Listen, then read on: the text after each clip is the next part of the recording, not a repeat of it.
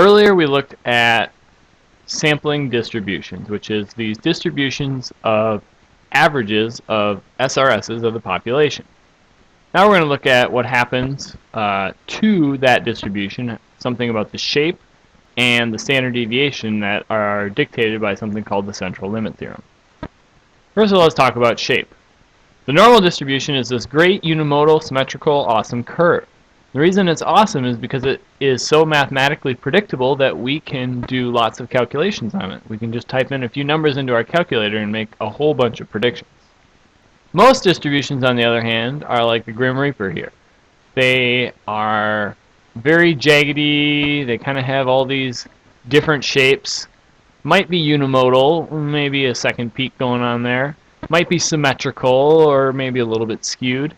And in general, you can't make any predictions based on it because there's no mathematical properties that it follows.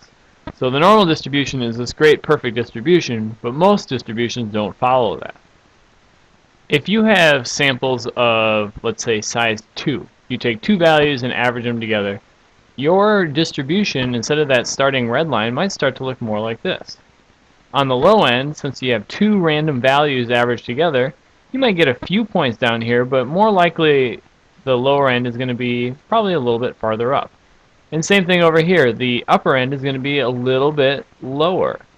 And yeah, you might still see that kind of jaggedy second peak, and it's not a perfect normal curve or anything like that, but for the most part it's becoming more unimodal, more symmetrical, and a little bit closer together. If you take a larger sample, let's say maybe 4 or 5 or 6, you're starting to look at a curve that looks more like this. Again, not a perfect normal curve, but you can see the data is getting a little bit more clumped together. If you average, let's say, 6 numbers together, the probability of getting all 6 very low numbers here is not particularly good. You're much more likely to get a few big ones, a few small ones, and then on the low end, it's going to be farther in towards the middle. On the high end, it'll be farther in towards the middle. So your whole graph gets more unimodal, more symmetrical, and tighter together. Now, what happens to different starting distributions at different sample sizes? We said as the sample size goes up, as we have more people in our sample, the distribution becomes more normal. So let's imagine different starting distributions that we could possibly have. Over here, we have a starting distribution of sample size 1.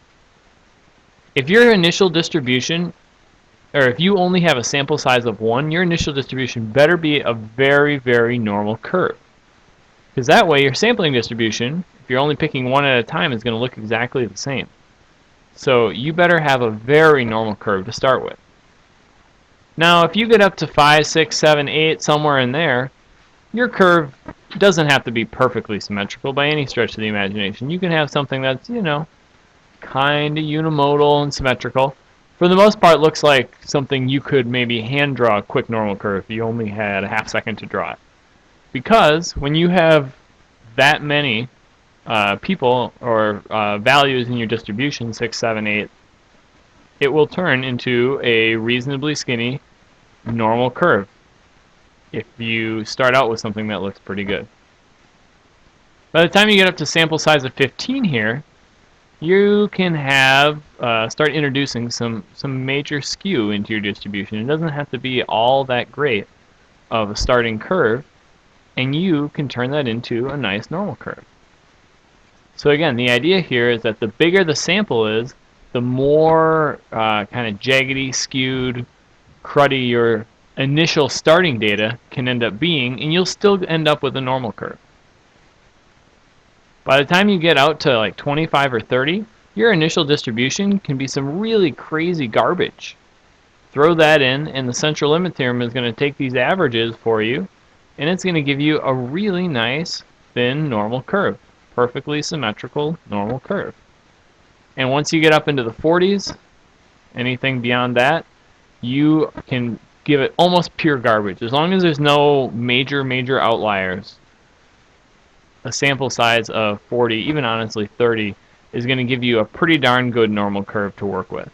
So if you have a very small sample, you better be starting from a normal distribution. If you have a medium sample in the 15 area, you can have a kind of normal distribution, maybe a little bit of skew.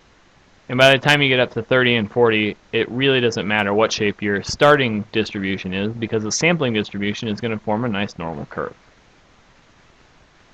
Now the second power of the central limit theorem, besides making all kinds of curves into normal curves, is that you can predict the mean and standard deviation. Now, if you take the average of a whole bunch of samples that you take from the distribution, it's going to be the same as the population mean. As you take more and more samples and average them all together, average those averages together, again, it's like a double average, I guess we're talking about, because you start out with a list of averages and you average those together, that's going to be the population mean. So another way of more concisely saying that would be to say that X bar is generally a pretty good predictor of mu. And we talked about that a lot earlier. So our sample mean is a pretty good predictor of the population mean. The other part is a little bit less intuitive. We said as we get bigger and bigger samples, this curve, the normal curve, gets tighter and tighter, closer and closer together. And what we're talking about is the standard deviation going down. And in fact, there's a predictable rate that it goes down. You take your initial standard deviation, we call that sigma here, and if you divide that by the square root of the sample size, the square root of n, that will give you the new standard deviation of those averages, which is going to be some number that is smaller. So if you had a sample size of 25, for example, you would be dividing your original standard deviation by square root of 25, which would be dividing by 5.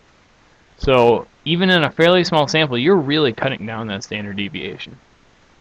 One quick note to mention is that if you are using the sample standard deviation, S, it's the exact same formula. You just replace sigma with S. So these two formulas are exactly the same whether you have the population-based standard deviation, which would be sigma, or based on a sample of data. So either way, just take what you started with and divide by the square root of n, and you'll end up with what you're looking for.